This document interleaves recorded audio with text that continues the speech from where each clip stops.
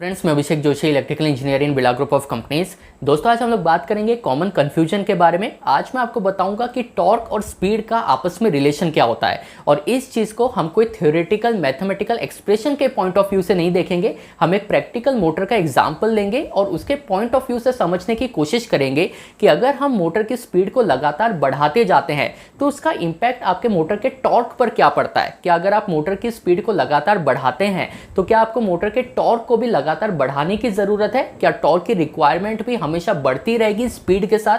और इसको reverse point of view से भी हम लोग देखेंगे कि अगर आप मोटर के टॉर्क को लगातार बढ़ाते जाते हैं तो उसका इंपैक्ट आपके मोटर की स्पीड पर क्या पड़ता है, मोटर के आरपीएम पर क्या पड़ता है। इस कॉमन कंफ्यूजन को आज हम लोग दूर करेंगे इस वीडियो में। तो दोस्तों, बिना टाइम वेस्ट किए शुरू करते हैं।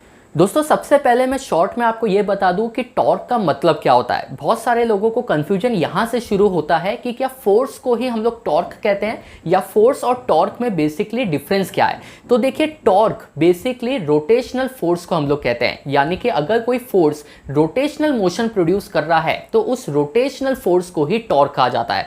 अब यहां आपको यह भी पता होना चाहिए कि जो फोर्स है ये बेसिकली दो तरीके के होते हैं। एक होता है लीनियर फोर्स जो लीनियर मोशन प्रोड्यूस करता है, एक होता है रोटेशनल फोर्स जो रोटेशनल मोशन प्रोड्यूस करता है। अगर आपके पास एक स्क्वायर बॉक्स है या एक रेक्टेंगुलर बॉक्स है और उस स्क्वायर बॉक्स को अगर आप पुश करते हैं तो जो मोशन होगा वो लीनियर मोशन होगा, क्योंकि आपका जो स्क्वायर बॉक्स है ये एक जगह से दूसरे जगह तक मूव होगा। तो इसको हम लोग लीनियर मोशन बोलेंगे, लीनियर डिस्प्लेसमेंट बोलेंगे। और जो फोर्स हम लोग लगा रहे हैं इस लीनियर मोशन को प्रोड्यूस करने के लिए उसको हम लोग लीनियर फोर्स बोलेंगे। पर अगर कोई फोर्स रोटेशनल मोशन प्रोड्यूस करता है तो उसी को हम लोग टॉर्क कहते हैं। इसका सबसे अच्छा एग्जांपल है मोटर और जनरेटर। देखिए, जो मोटर है, मोटर में जब भी टॉर्क प्रोड्यूस होता है तो मोटर रोटेशन मोशन में घूमना शुरू करती है। मोटर में जो फोर्स प्रोड्यूस होता है ये रोटेशनल मोशन प्रोड्यूस करता है, जिसके वजह से मोटर घूमने लगती है। इसी रोटेशनल मोशन को हम लोग टॉर्क कहते हैं। अब दोस्तों, बात करते हैं हमारे आज के कॉमन कंफ्यूजन के बारे में कि मोटर का जो टॉर्क है और मोटर की जो स्पीड है ये दोनों आपस में किस तरीके से रिलेशन फॉर्म करते हैं।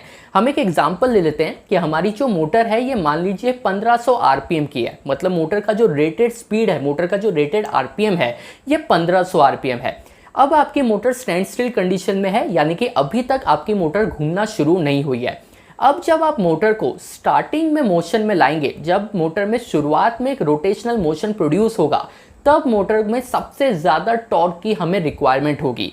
इसलिए आपने हमेशा ये चीज़ नोटिस की होगी कि इलेक्ट्रिकल वर्ल्ड में आप हमेशा हाई स्टार्टिंग टॉर्क, इस वर्ड को आप हमेशा सुनते होंगे। हाई रनिंग टॉर्क जैसी चीज़ आपने नहीं सुनी होगी।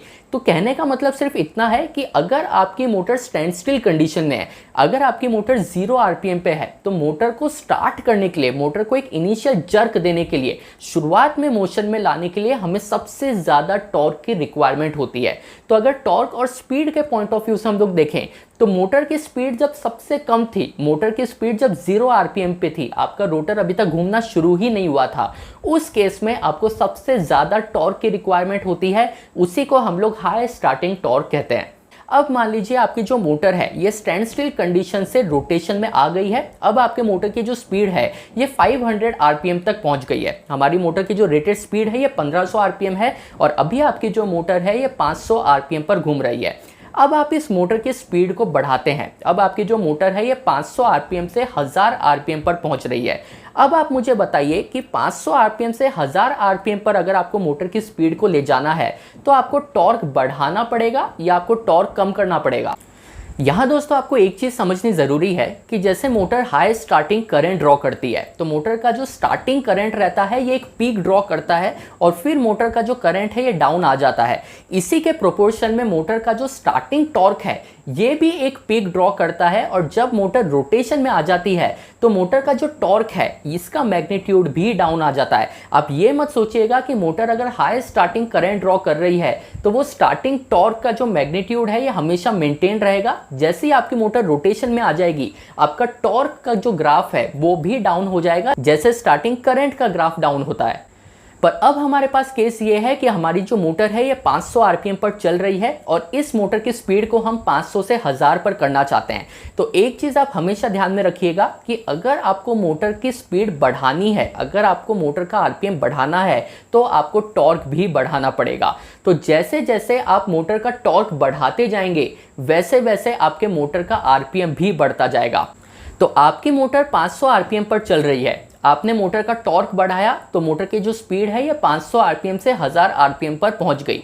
अब अगर आपको मोटर की स्पीड 1000 आरपीएम से 1500 आरपीएम पर करना है तो आप मोटर के टॉर्क को और बढ़ाएंगे। जैसे ही मोटर का टॉर्क और बढ़ेगा आपके मोटर की स्पीड 1000 आरपीएम से 1500 आरपीएम पर पहुंच जाएगी। तो बॉटम लाइन ये है कि जैसे जैसे आप मोटर का टॉर्क बढ़ाते जाएंगे वैसे वैसे आपके मोटर का आरपीएम भी बढ़ता जाएगा। पर इस केस को जैसे ही हम लोग रिवर्स करते हैं कहानी पूरी बदल जाती है। अगर मैं आपसे ये पूछूं कि मोटर का आरपीएम हम लोग जैसे जैसे बढ़ाएंगे कि हमारी टॉर्क की रिक्वायरमेंट भी वैसे ही बढ़ती जाएगी, तो इसका जवाब है नहीं। जैसे जैसे हम मोटर का आरपीएम बढ़ाते जाएंगे हमारी टॉर्क की रिक्वायरमेंट कम होती जाएगी और यही सबसे बड़ा कंफ्यूजन है जो इन दोनों टर्म्स को लेकर क्रिएट होता है। देखिए, हम जैसे जैसे टॉर्क बढ़ा रहे हैं हमारे मोटर का आरपीएम बढ़ रहा है, ये बात सही है, लेकिन जैसे जैसे हमारे मोटर का आरपीएम बढ़ रहा है क्या हमारे टॉर्क की रिक्वायरमेंट भी बढ़ रही है? तो जवाब है नहीं। जैसे जैसे हमारे मोटर का आरपीएम बढ़ेगा हमारे टॉर्क की रिक्वायरमेंट कम होने लगेगी। 500 आरपीएम पर हमें जितना टॉर्क लग रहा था, जब हम मोटर की स्पीड को 500 से 1000 करेंगे तो हम टॉर्क को तो बढ़ाएंगे क्योंकि टॉर्क को बढ़ाने से ही हमारी मोटर की स्पीड बढ़ रही है, लेकिन टॉर्क की जो रिक्वायरमेंट है वो हमारी कम हो जाएगी क्योंकि हमारी जो मोटर है वो ऑलरेडी मोशन में है, हमारी जो मोटर है वो ऑलरेडी 500 आरपीएम पर घूम रही है। तो मोटर की स्पीड को बढ़ाने में हमारे टॉर्क की जो रिक्वायरमेंट है वो अब पहले से कम हो जाएगी। ये जो रिक्वायरमेंट में वर्ड बोल रहा हूँ इस चीज़ को समझे बिना आप इस कंफ्यूजन से बाहर नहीं निकल पाएंगे। देखिए, जब मोटर स्टैंड स्टिल कंडीशन में थी, जब मोटर का आरपीएम 0 था, तब टॉर्क की रिक्वायरमेंट हमें सबसे ज़्यादा थी क्योंकि आपकी मोटर स्टैंड स्टिल कंडीशन में थी, इसलिए हमें हाई स्टार्टिंग टॉर्क मोटर को प्रोवाइड करना पड़ा था। पर अब जब हम मोटर के आरपीएम को बढ़ा रहे हैं, 500 से 1000 कर रहे हैं, 1000 से 1500 कर रहे हैं, तो टॉर्क तो हमको बढ़ाना पड़ेगा, लेकिन पहले के कंपैरिजन में टॉर्क की रिक्वायरमेंट अब हमें कम लगेगी क्योंकि आपकी जो मोटर है वो ऑलरेडी मोशन में है, मोटर ऑलरेडी 500-1000 आरपीएम पर घूम रही है। तो इसीलिए ये चीज़ आपको हमेशा याद रखनी चाहिए कि मोटर का टॉर्क जब हम लोग बढ़ाते हैं तो मोटर का आरपीएम भी बढ़ता है, लेकिन जब हम मोटर के आरपीएम को बढ़ाते हैं तो टॉर्क की जो रिक्वायरमेंट है वो पहले के कंपैरिजन में अब हमें कम लगती है। तो दोस्तों, ये टॉपिक बोलने में तो बहुत सिंपल लगता है कि टॉर्क का क्या मतलब होता है, टॉर्क और स्पीड का आपस में क्या रिलेशन है, पर इसको समझना बहुत ज़्यादा ट्रिकी है। ये वीडियो में अगर आपको डाउट रहा हो तो मुझे कमेंट बॉक्स में पूछिएगा। इस वीडियो को 2 बार देखिएगा क्योंकि टॉर्क और आपकी स्पीड ये दोनों को जब आप रिवर्स करते हैं तो कहानी पूरी तरीके से बदल जाती है। तो दोस्तों, ये वीडियो अगर आपको पसंद आया हो तो चैनल को सब्सक्राइब कीजिए। मैं आपसे मिलता हूँ कल ऐसे एक इंटरेस्टिंग टॉपिक के साथ। तब तक अपना ध्यान रखिए। Good bye.